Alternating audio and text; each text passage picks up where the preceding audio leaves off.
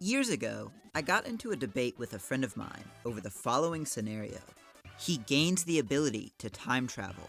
One day, his future self shows up and hands him a can, before instructing him to go back in time a few minutes later and pass it on.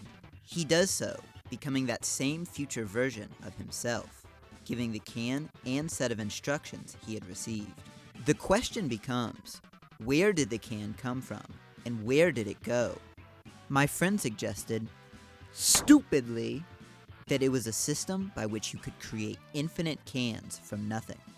I tried to convince him, with every ounce of my brain power, why this wouldn't work or made no sense, but I never got through to him. So today, I'm being petty and presenting my case to the world. The law of conservation of mass dictates that matter can neither be created nor destroyed.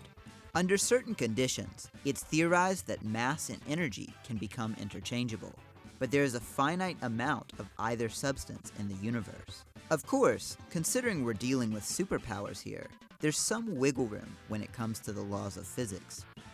After all, if you view the universe as just the state of things at one point in time, traveling back in time will cause there to be two versions of you in the past and no versions of you in the present. There's more mass in one instance and less in the other, so from that frame of reference, you are both creating and destroying mass. But time is part of the universe as well, its own dimension of measurement. Just as you would look at the length of an object in terms of inches and feet, you would measure the length of an hour in seconds and minutes. You can slice up the universe into different chunks of time, just as you would chunks of space. For a more visual example, imagine a loaf of bread. Consider a single slice, the entire universe at one moment in time. You know how there's little crumbs, bumps, and valleys across that slice, right? That's all that exists from our point of view. Each slice also has these features, but they've moved around, taken different shapes. You could also choose to slice a loaf of bread lengthwise, which represents the same part of space, regardless of time. But that only really works if you're trying to make a Subway sandwich. If you're slicing sandwich bread lengthwise, you've just ruined a week's worth of meals, you numbskull.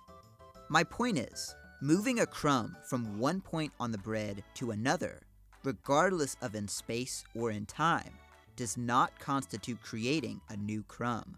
It may appear that way, but it still exists in the same system.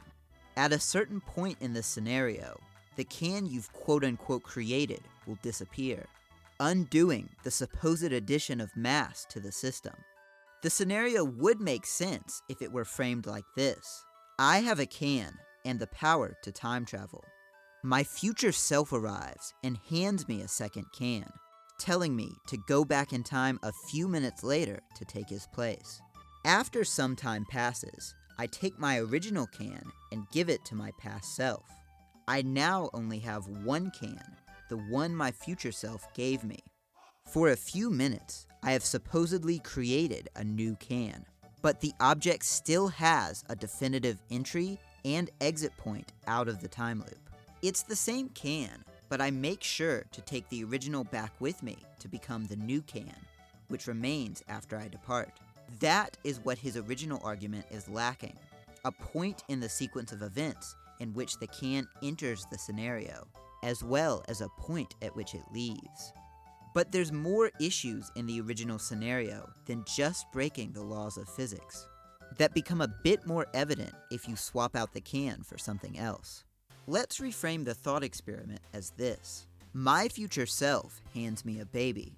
I really don't want the responsibility, so after a few minutes, I go back in time and hand myself that same baby, before returning to the future. The same general issues arise, but let's look at it from the baby's perspective. Going back in time doesn't reset the sequence of events. The baby would be in my arms for a few minutes, go back in time, and repeat. It would keep experiencing the same few minutes over and over again, while I only experience it once. Aside from being incredibly traumatic, after enough loops, the baby will start aging. Sure, it won't be very noticeable at first, A few hours of this infinite handoff won't be that visible. But infinite is infinite. With no start and no ending, this loop proceeds infinitely. And eventually, the baby will start to grow after enough cycles. I won't notice because I only witness the baby's development a few minutes at a time. I get handed a baby, pass it off, go back to the future, and keep living my life unbothered. So if that baby is now a toddler, I won't remember the time loops it's been through to get to that point. So there will be no evidence of the passage of time this baby is experiencing. And that's where the scenario breaks down. Somehow, the baby is experiencing the passage of time inside this loop-de-loop.